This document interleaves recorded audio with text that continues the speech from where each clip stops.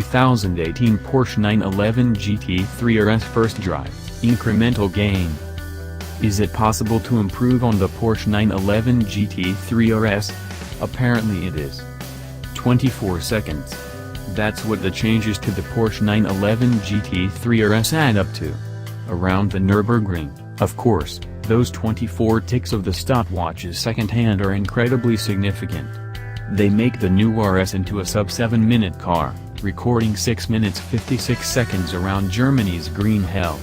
That's fast. Ridiculously so.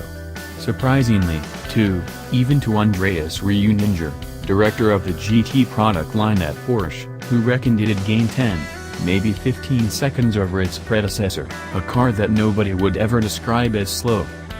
First impressions. RSs have always been about a collection of incremental gains, but with this new 911 GT3 RS the resultant whole seems greater than the sum of its parts. The power grows, slightly. A 20 horsepower gain seen the peak output increase to 520 horsepower achieved at 8,250 revolutions per minute. The engine is essentially that of the GT3, a naturally aspirated 4.0-liter masterpiece that revs with tearing enthusiasm to a heady 9,000 revolutions per minute, and breathes here through a different intake, the exhaust being lighter and freer flowing. There's improved aerodynamics, this RS achieving the same levels of downforce with less drag, largely down to those aqueducts on its bonnet. They cool the brakes, too, the RS a definition of the performance car efficiencies that add up to greater speed. It's all been about precision, admits Reuninger, with every element finessed with that in mind, from the tarot, through to the engine, gearbox, steering control systems, and the chassis. Unsurprisingly, the GT3 RS borrows heavily from its GT2 RS relation here. The suspension, but for minor adjustments to account for the GT3 RS weight and performance aside, is all but identical. To recap, then, that means the GT3 RS rides on hard-mounted, hind-jointed, suspension, on springs with rates double that of its predecessor. Countering that are dampers and anti-roll bars with a softer setup. The RS effectively riding on 991 Cup race car suspension, tuned for the difficult surfaces of the Nürburgring. Visually the new RS differs little over its predecessor.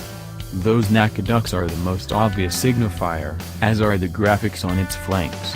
It's a keen-eyed enthusiast who'll spot the slightly higher rear wing and different profile of the air intakes in the front bumper. Inside it's more of the same, there are now perforations on the seats, lighter steel carpets and updated infotainment, assuming, of course, you don't leave it off the specification in a bid to keep the weight to a minimum. It tips the scales at the same 3,153 pounds as the old RS. Nuances, then, as you'd expect from a mid-generation revision to an RS model. Such is the proliferation of models from the Porsche GT department these days. First reports of the new GT3 RS were a touch muted. With the bombastic 700 horsepower GT2 RS still at the forefront of everyone's consciousness, little, it seemed, differed from previous GT3 RS. That, at least, was the initial impression. The effect of that incredible lap time has reverberated, though, underlining with conviction that the Porsche GT department's obsession with the details pays out big dividends. Those cumulative gains then, have added up to a hugely significant whole, moving the GT3 RS not just a small step forward, but into a different sphere. Given the mighty performance, engagement, and thrills its predecessor delivered, this RS has as much to lose as it has to gain. How does it drive? And gain it has. Significantly. The RS has taken on a new level of sophistication, in its control, its poise, all while retaining that sensational, rich capacity to thrill, engage, and excite. The engine, familiar to us via the RS's GT3 understudy, feels even more intense. Gloriously, indulgently naturally aspirated in a world of forced induction rivals, but for the Audi R8, it is seemingly devoid of any internal friction, such is its insatiable appetite for revs. It sounds magnificent when it's chasing that hedonistic 9,000 revolutions per minute redline, the acceleration that accompanies the exotic, mechanical sound filling the stripped, purposeful cabin is similarly addictive. This is a car that's as rich in its sensations as it is relentless in its speed. Orchestrating that 4.0 flat 6 behind you is the 7-speed dual-clutch PDK transmission. Again, its controls have been tweaked in line with that precision development goal, the result a shift that's so immediate it's as if it's anticipatory. Whether you're climbing or descending the ratios, the PDK delivers each cog without hesitation. The PDK allows Porsche to fit its most sophisticated electronic differential to the GT3 RS. Like every element in this Gen 2 GT3 RS, it has been finessed in its control, that in turn further enhances its dynamic efficiency. It's that which accounts for the lack of a manual gearbox, as is the RS way. If the engine and that PDK transmission work as a precise, unified whole, then they're partnered to a chassis that's equally as adept at exploiting the performance they offer. Incredible as the engine is, it's the chassis that's the most revelatory element in the new GT3 RS's arsenal. The suspension should be a mass of compromises, with spring rates doubling, those stiff, direct connections with no bushings perhaps perfect for the predictable surfaces of a racetrack, but not the challenges of the road. What's genuinely remarkable is that by tuning the dampers and dialing back the roll bar stiffness, the GT3 RS rides with real composure.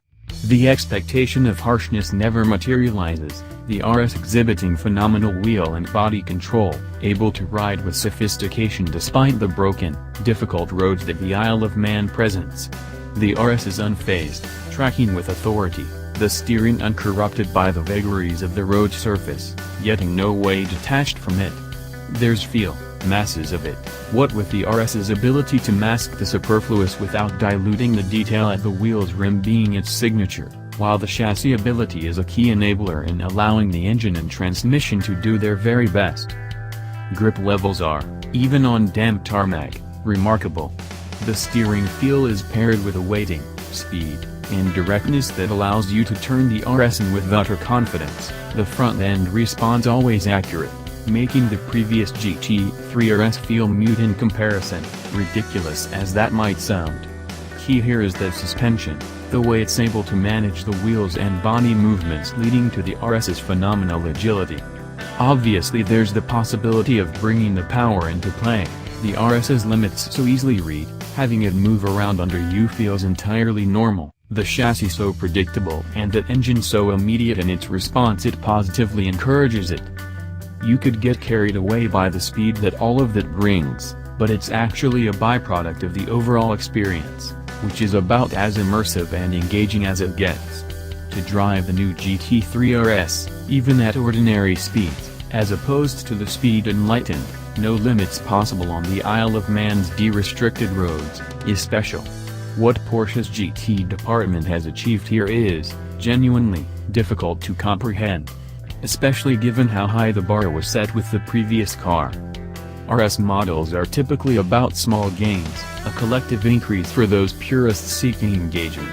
Usually it's incremental, here it feels more revolutionary, a leap that takes the RS to a new era, albeit one where its days are numbered by regulation. It's notable that its more powerful, turbocharged GT2 RS relative produces better fuel economy and emissions figures.